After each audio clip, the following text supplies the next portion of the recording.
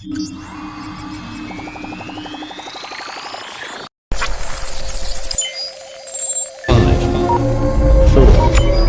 three, two, one.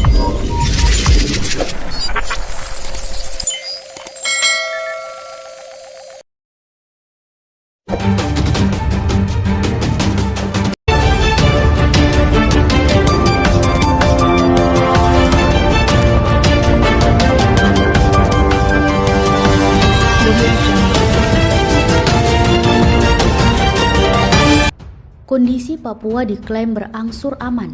Pemerintah bahkan terus memburu semua pihak yang dianggap bertanggung jawab memicu bara di Papua dan siap menegakkan hukum atas mereka.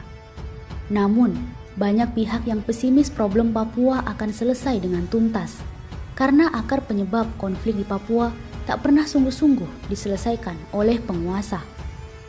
Problem ketidakadilan dan diskriminasi memang menjadi salah satu penyebab yang mencolok. Tanah Papua yang kaya emas dan tambang lainnya ternyata tak pernah dirasakan oleh rakyatnya.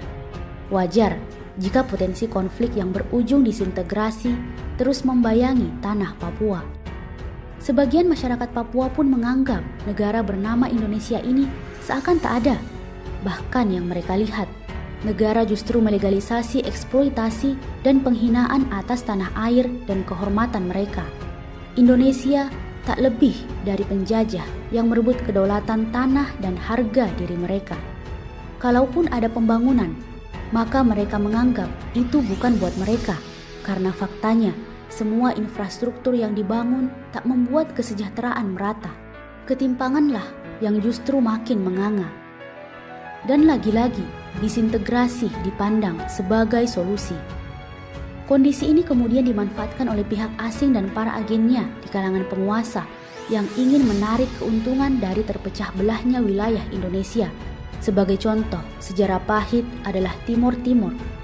Dalam konteks konstelasi internasional dan peta hegemoni kapitalisme global, kondisi ini wajar adanya.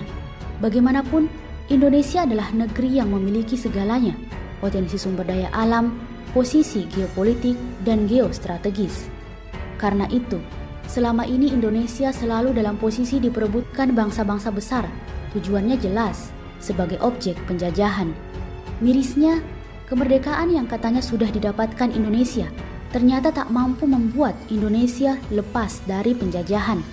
Hal ini akibat penerapan sistem politik ala barat, yakni sistem demokrasi, yang terbukti membuat pemerintahan menjadi lemah dan mudah dikuasai kepentingan pemilik modal. Pemirsa, ancaman proxy war atau konfrontasi dengan menggunakan pihak ketiga menjadi ancaman nyata bagi Indonesia. Panglima TNI Jenderal Gatot Nurmantio menyebut peperangan di masa mendatang bersifat non-militer dan tidak tampak. Menurut Gatot, Indonesia harus bersiap agar bangsa asing tidak merebut keutuhan kedaulatan.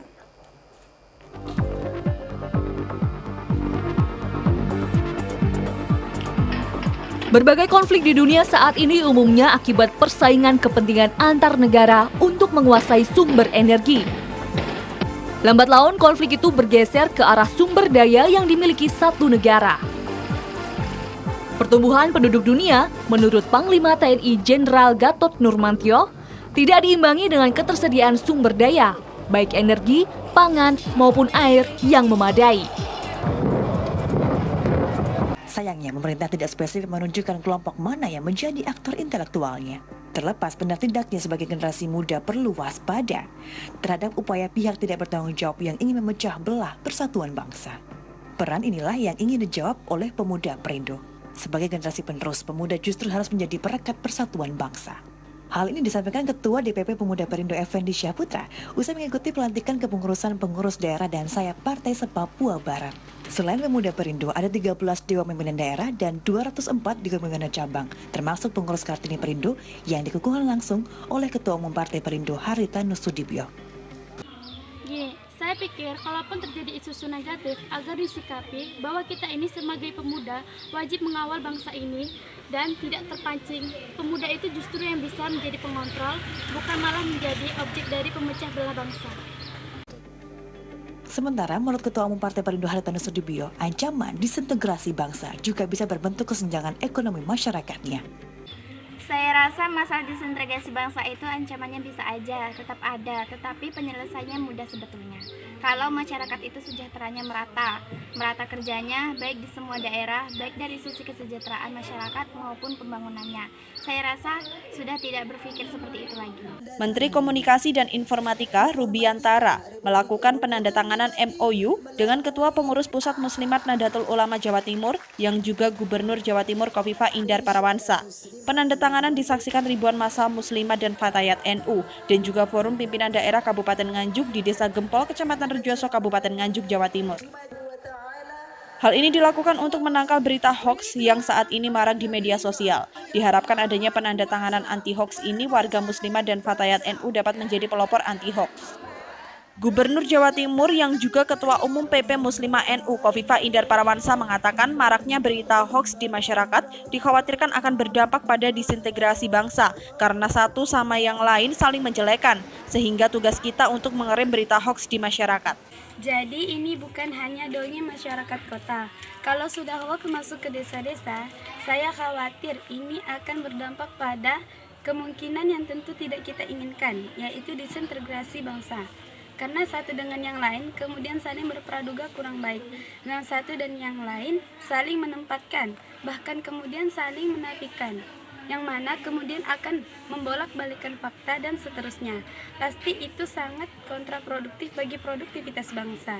Dan saya khawatir itu tidak direm, tidak dihilangkan, tidak disadari, itu bisa berdampak pada disintegrasi bangsa. Sementara Rubiantara, Menteri Kominfo, mengatakan menangkal hoaks adalah tugas dari Kementerian Kominfo. Penandatanganan MOU dengan Muslimat NU diharapkan muslimat dapat menjadi pelopor anti-hoaks. Salah satu gejala disintegrasi yaitu tidak adanya persamaan pandangan antara anggota masyarakat mengenai tujuan yang semula dijadikan patokan oleh masing-masing anggota masyarakat. Penanggulangannya bisa berupa membangun dan menghidupkan terus komitmen kesadaran dan kehendak untuk bersatu.